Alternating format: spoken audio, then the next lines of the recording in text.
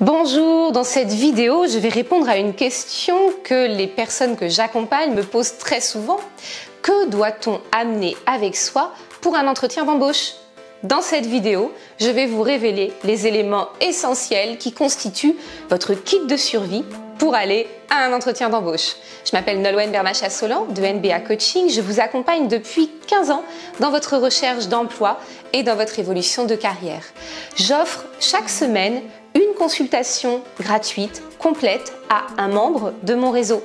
Si vous souhaitez avoir l'opportunité d'en bénéficier, rejoignez mon réseau en cliquant sur le premier lien que vous trouverez en description de la vidéo. Alors c'est parti! Quels sont les éléments clés d'un kit de survie pour un entretien d'embauche? Premier élément à apporter avec vous, mais je ne suis pas stressée, je pense que vous l'avez toujours sur vous, votre smartphone.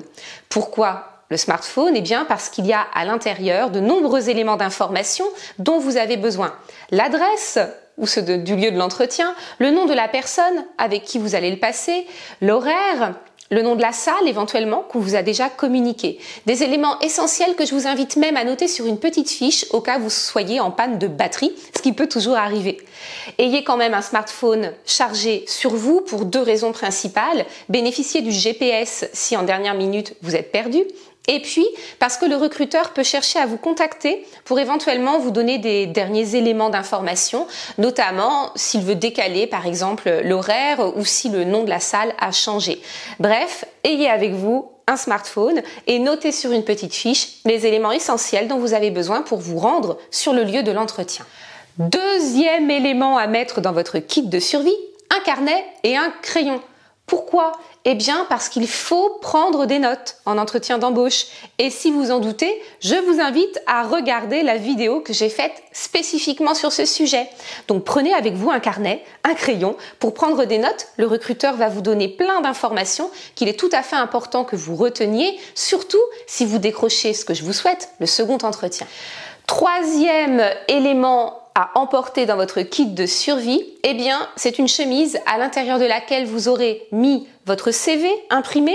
Pourquoi? Eh bien, peut-être parce que le recruteur ne l'aura pas imprimé lui-même et sera bien content que vous puissiez le lui donner pendant l'entretien. La fiche de poste, parce qu'a priori, vous ne l'aurez pas apprise par cœur et donc ce sera intéressant de pouvoir vous y référer de temps en temps. Et puis, éventuellement, une petite fiche pense-bête que vous aurez créée avec les éléments importants de l'entreprise, des points clés que vous aurez été découvrir sur le site internet, bref, en vous informant sur l'entreprise au sein de laquelle vous souhaitez être recruté. Quatrième chose à mettre dans votre kit de survie, et ça dépend bien sûr de la typologie de poste du métier que vous exercez, eh bien votre book des éléments concrets qui vont permettre de montrer vos réalisations, de prouver aux recruteurs comment vous travaillez, ce que vous faites. C'est tout à fait valable pour les métiers de la communication, les métiers du marketing, les métiers créatifs évidemment. Donc ayez un book papier ou un book sur clé USB, même si la clé USB est un support qui a tendance à disparaître. Ça peut être un QR code aussi, de nombreux candidats savent fonctionner avec ce type d'outils pour communiquer avec les recruteurs. En tout cas, si vous avez des réalisations concrètes, eh bien venez avec, ça va énormément nourrir l'entretien, ça va nourrir la relation avec le recruteur. Dernier élément de votre kit de survie, eh bien venez avec une bouteille d'eau et un aliment sucré.